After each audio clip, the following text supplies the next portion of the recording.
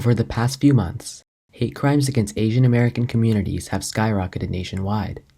In cities such as New York, San Francisco, and recently in Atlanta, members of AAPI, or Asian American and Pacific Islander communities, have been targeted for hate crimes.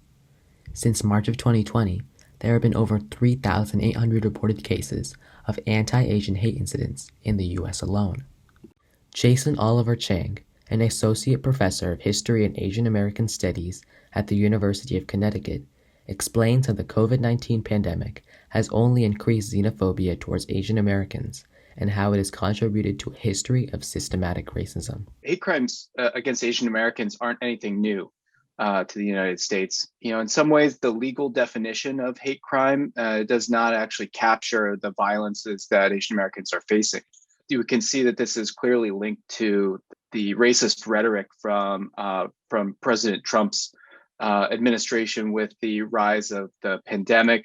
And we first saw, antagonistic and racist language about, say, connecting Asians and Asian Americans to the virus. This kind of, linguistic, kind of treatment is dangerous because it allows people to push their behavior further and further towards violence. We have to look at more kind of systemic dimensions and cultural, dimensions.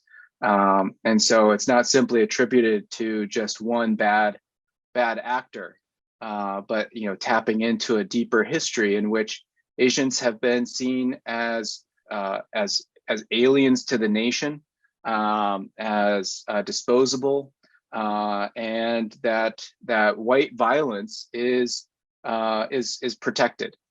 Like Chang stated, racism against Asian communities is certainly not new in the United States. In the 19th century, East Asian immigrants in the U.S. were treated with heavy discrimination out of fear that they were driving down wages. In 1882, the Congress signed the Chinese Exclusion Act, which legalized a 10-year ban on Chinese labor immigration, which actually lasted until 1943. After the attacks on Pearl Harbor, Franklin Roosevelt issued a legislative order which led to over 120,000 Japanese Americans being sent to inhumane internment camps. And after the 9/11 attacks, the number of hate crimes against Muslim Americans have grown, as Asian Americans, especially South Asians, have endured racial profiling and discrimination.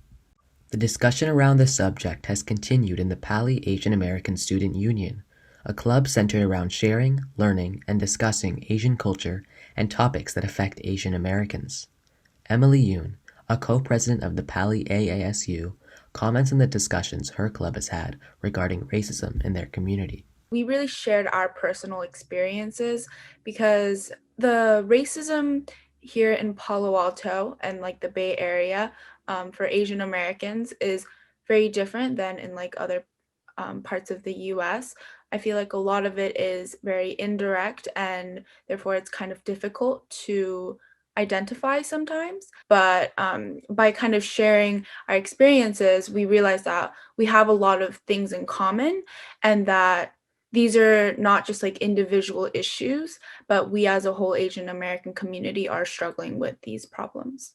Yoon believes the student union can help continue discussions about AAPI hate with communities outside their own. I think the most important part is just continuing these conversations. So I think it's not only important to have these conversations within the Asian American community, but also with communities outside of the Asian American community, so that those who are not Asian American can understand the issues that we are going through and also help us in working through those issues. Along with educating himself and his students about Asian American studies, Chang has made it his own goal to help his students by creating resources such as a mental health workbook. Really, this came out of a need to care for my students at UConn who were having a difficult time with the onset of the pandemic, and then living through yet another semester this past fall and spring, dealing with issues of isolation, racism, and having their worlds turned upside down. And what I wanted to share with them was the utility of Asian American studies, how it helps to connect us to traditions of struggle and that our communities have emerged from other crises. To learn more about Chang's resources, such as the workbook and information on the history of Asian American hate, visit IamNotAvirus.info and 18millionrising.org. For InFocus, I'm Aneesh Tiwari.